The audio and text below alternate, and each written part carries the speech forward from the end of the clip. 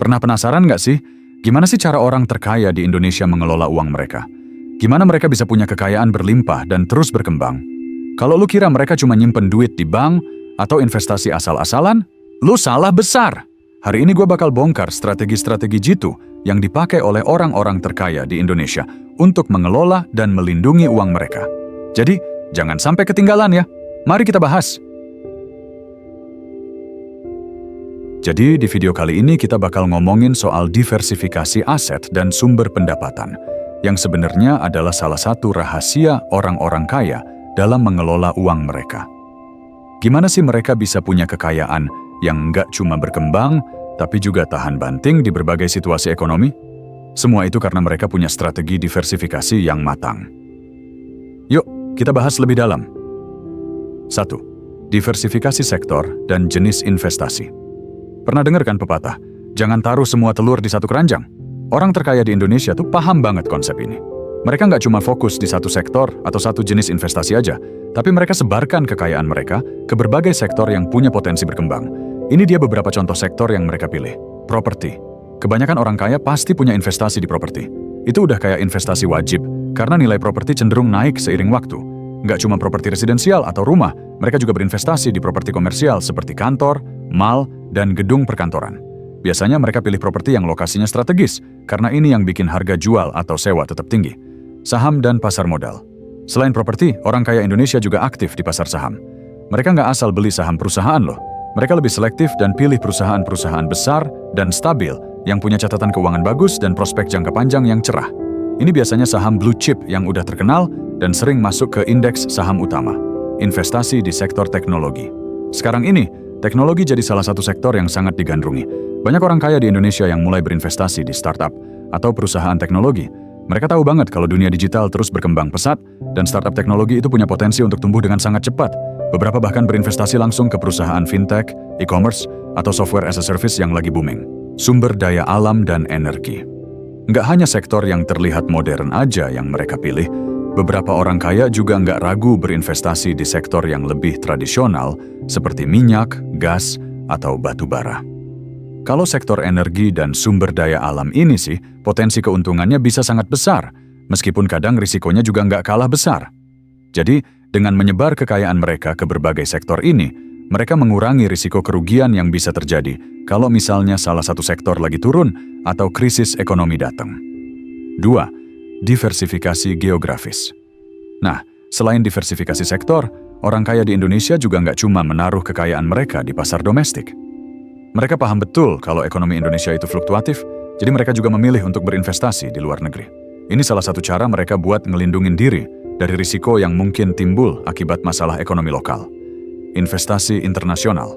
Mereka mulai melihat peluang di negara-negara maju atau pasar yang lebih berkembang.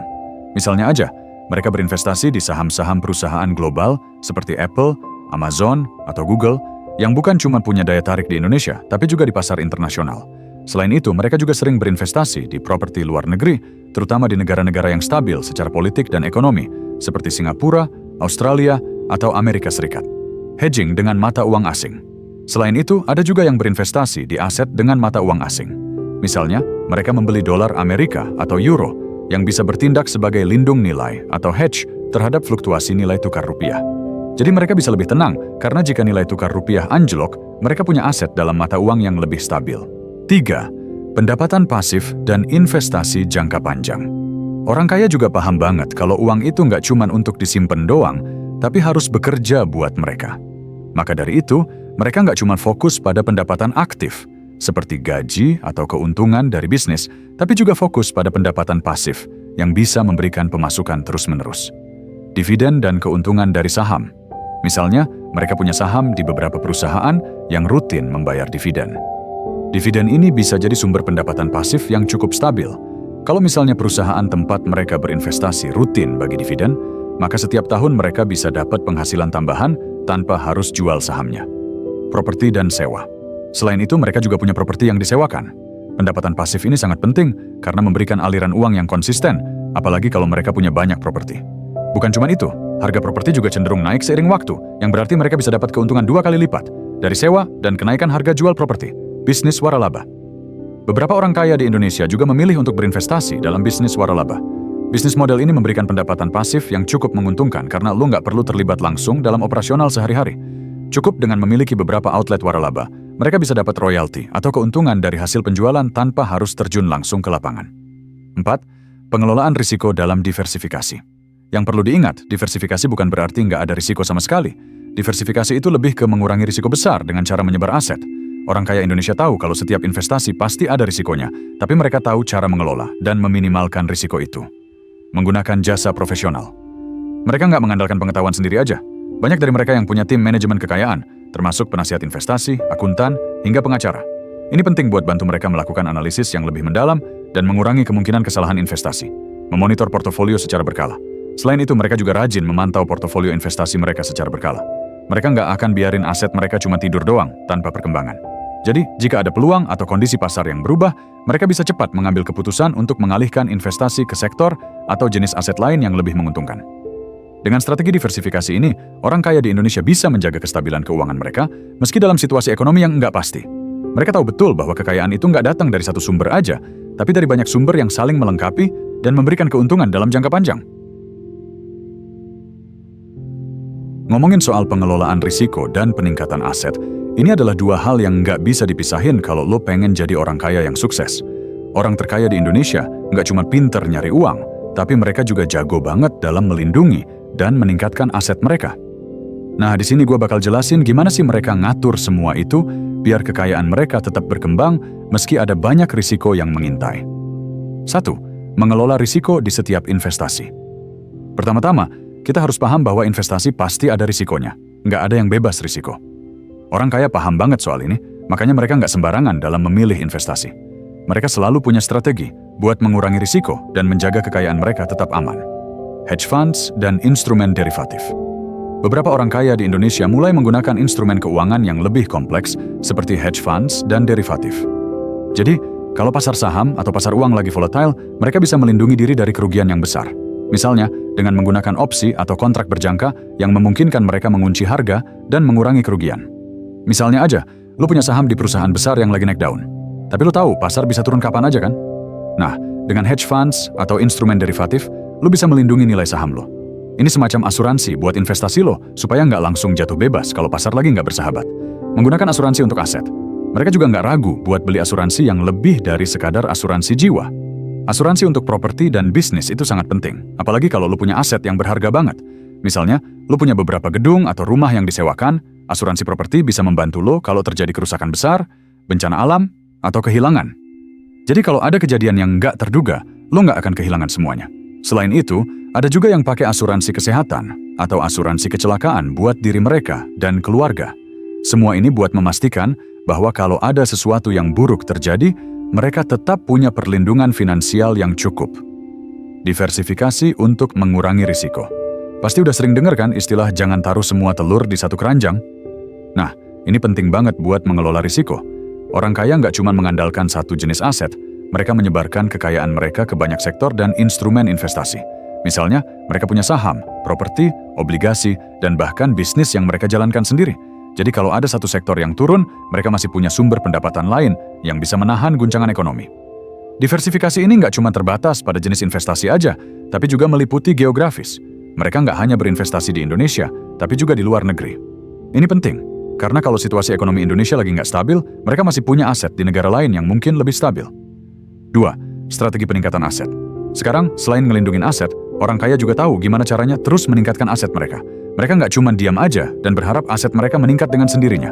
Mereka punya strategi untuk memaksimalkan potensi keuntungan dari setiap investasi yang mereka punya. Memilih aset yang berkembang pesat. Salah satu cara orang kaya meningkatkan aset mereka adalah dengan memilih sektor atau jenis aset yang punya potensi pertumbuhan tinggi.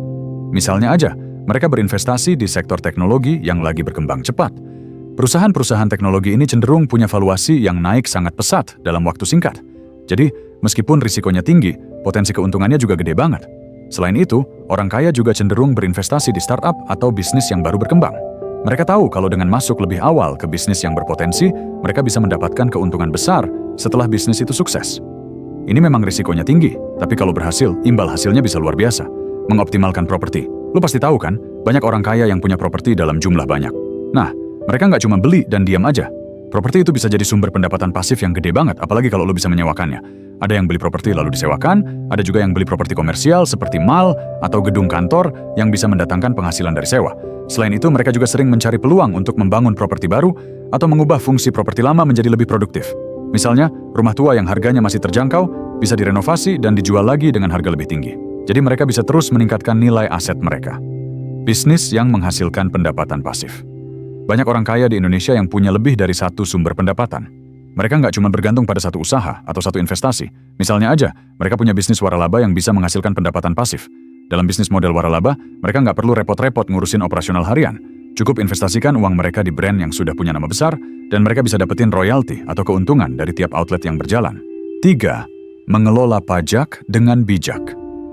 Satu hal yang nggak kalah penting dari pengelolaan risiko dan peningkatan aset adalah pengelolaan pajak. Orang kaya seringkali memiliki cara-cara jitu untuk mengurangi beban pajak mereka, supaya lebih banyak uang yang bisa mereka investasikan lagi. Mereka bekerja sama dengan akuntan dan penasihat pajak untuk merencanakan pajak yang optimal. Struktur bisnis yang tepat. Untuk bisnis, orang kaya seringkali menggunakan struktur yang bisa meminimalisir pajak, misalnya dengan mendirikan perusahaan atau yayasan yang bisa mendapat insentif pajak tertentu.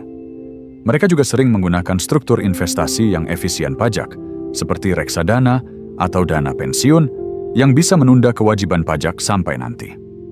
Penggunaan filantropi. Ada juga yang menggunakan strategi filantropi untuk mengurangi pajak. Misalnya, dengan mendirikan yayasan atau memberi sumbangan besar untuk kegiatan sosial. Ini bukan cuma bermanfaat buat masyarakat, tapi juga bisa mengurangi beban pajak mereka. Jadi, mereka tetap bisa menambah kekayaan pribadi, dan di sisi lain juga memberi dampak positif buat banyak orang. 4. Fokus pada jangka panjang. Orang kaya biasanya nggak terlalu fokus pada keuntungan instan atau cepat. Mereka punya mindset jangka panjang dan nggak tergoda untuk mengambil keputusan yang berisiko tinggi dalam waktu singkat.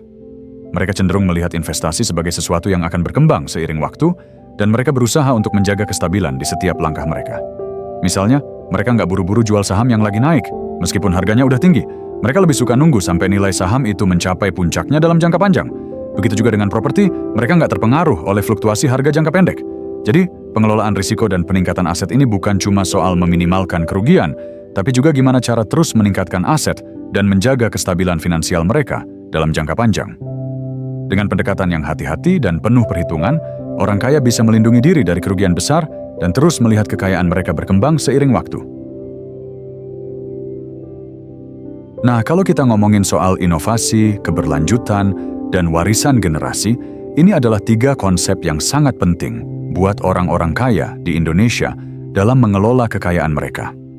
Mereka nggak cuma mikirin keuntungan pribadi, tapi juga dampaknya terhadap dunia dan bagaimana kekayaan mereka bisa bertahan lama, bahkan diwariskan ke generasi berikutnya. Ini dia penjelasan lebih lengkapnya. 1. Inovasi dalam investasi. Orang kaya di Indonesia itu nggak cuma berinvestasi di sektor yang udah umum aja, mereka juga jeli mencari peluang di sektor-sektor yang sedang berkembang, apalagi di bidang teknologi. Jadi mereka nggak takut buat berinovasi dalam hal investasi. Bahkan, mereka seringkali menjadi yang pertama merambah sektor-sektor yang belum banyak dilirik oleh investor lain. Investasi di teknologi dan startup. Salah satu hal yang lagi banyak digandrungi oleh orang kaya adalah sektor teknologi. Mereka nggak cuma fokus pada saham-saham besar yang udah terkenal, tapi juga mengincar startup yang lagi berkembang. Startup di bidang fintech, e-commerce, dan teknologi kesehatan, misalnya, jadi pilihan utama mereka. Mereka tahu kalau teknologi itu bakal terus berkembang, dan mereka pengen jadi bagian dari perkembangan itu. Investasi di teknologi itu nggak cuma soal beli saham di perusahaan teknologi, tapi juga bisa berbentuk pendanaan langsung ke startup yang masih muda. Ini termasuk menjadi angel investor atau investor awal yang bisa dapetin potensi keuntungan lebih tinggi kalau startup itu berhasil berkembang. Jadi, mereka bukan hanya berinovasi dalam mencari peluang investasi baru, tapi juga menciptakan inovasi melalui pendanaan di sektor-sektor yang punya dampak besar ke masyarakat. Pemanfaatan teknologi dalam bisnis. Selain itu, mereka juga menerapkan teknologi di bisnis mereka sendiri. Misalnya, mereka nggak ragu untuk mengadopsi otomasi atau sistem berbasis AI, Artificial Intelligence, untuk meningkatkan efisiensi dan produktivitas. Di dunia bisnis yang semakin digital ini, orang kaya nggak mau ketinggalan dengan teknologi yang terus berkembang. Jadi mereka mulai ngelirik solusi teknologi yang bisa membantu mereka dalam menjalankan bisnis dengan lebih efisien dan mengurangi biaya operasional. 2. Keberlanjutan dalam bisnis dan investasi. keberlanjutan atau sustainability udah jadi salah satu perhatian utama orang-orang kaya di Indonesia dalam beberapa tahun terakhir. Banyak dari mereka yang mulai berinvestasi di sektor yang ramah lingkungan dan mendukung keberlanjutan untuk masa depan. Mereka nggak cuma mikirin keuntungan jangka pendek, tapi juga dampaknya terhadap lingkungan dan masyarakat. Investasi hijau dan energi terbarukan. Sektor yang lagi ramai adalah energi terbarukan. Banyak orang kaya yang mulai berinvestasi di perusahaan energi yang ramah lingkungan, seperti tenaga surya, angin, atau hidroelektrik. Mereka nggak cuma peduli dengan profit, tapi juga pengen ikut berkontribusi dalam mengurangi emisi karbon dan dampak buruk terhadap lingkungan. Ini juga cara mereka buat memastikan bahwa bisnis mereka tetap relevan dengan tren global ke depan. Selain itu, mereka juga mulai memperhatikan investasi yang mengutamakan keberlanjutan, seperti green bonds atau obligasi yang digunakan untuk proyek-proyek ramah lingkungan. Ini adalah bentuk tanggung jawab sosial dan juga investasi cerdas yang bisa mendatangkan keuntungan dalam jangka panjang.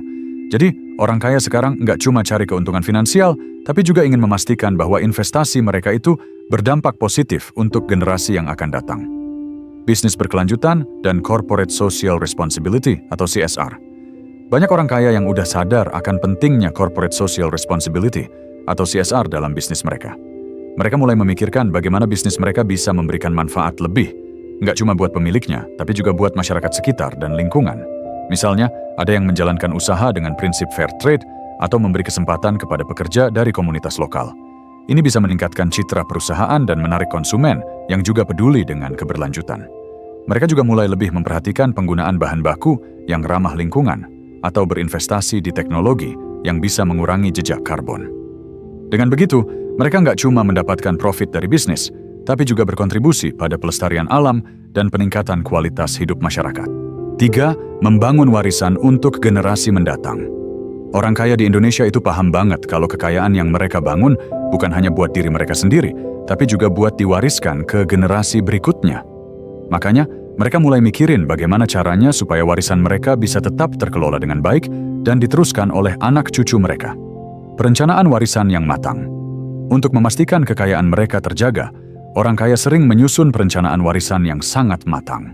Salah satunya adalah dengan mendirikan trust fund atau yayasan yang bisa mengelola kekayaan mereka setelah mereka meninggal. Dengan cara ini, kekayaan yang mereka bangun bisa tetap berkembang, dikelola secara profesional, dan bahkan digunakan untuk kegiatan sosial atau filantropi yang bermanfaat untuk orang banyak. Mereka juga seringkali mengajarkan anak-anak mereka tentang keuangan dan investasi sejak dini. Jadi bukan cuma uang yang diwariskan, tetapi juga pengetahuan dan nilai-nilai tentang bagaimana mengelola kekayaan dengan bijak. Ini penting banget supaya generasi penerus bisa tetap mempertahankan dan bahkan meningkatkan kekayaan yang sudah ada. Mengalihkan bisnis keluarga. Banyak orang kaya yang punya bisnis keluarga. Nah, mereka nggak sembarangan mengelola bisnis ini karena mereka tahu bahwa kelangsungan bisnis keluarga adalah bagian penting dari warisan yang akan mereka tinggalkan. Mereka akan memastikan bahwa generasi penerus yang mengambil alih bisnis keluarga sudah siap, baik dari segi keterampilan maupun mentalitas. Untuk itu, mereka seringkali mendidik anak-anak mereka untuk terjun langsung ke dalam bisnis. Jadi mereka bisa belajar dari pengalaman dan ikut serta dalam pengambilan keputusan sejak dini. Ini membantu agar bisnis keluarga tetap stabil dan terus berkembang meskipun pemiliknya sudah berganti tangan. Filantropi dan dampak sosial. Selain itu, banyak orang kaya yang memilih untuk meninggalkan warisan sosial, bukan cuma warisan kekayaan.